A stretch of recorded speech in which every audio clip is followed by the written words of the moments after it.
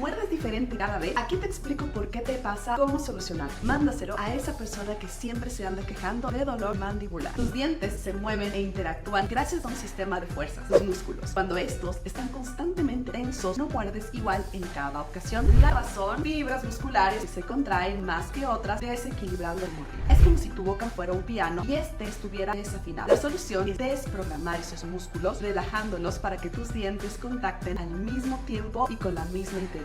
Así logramos una mordida perfecta. Envíanos la palabra mordida por DM y ayudamos a lograr esa armonía en tu boca.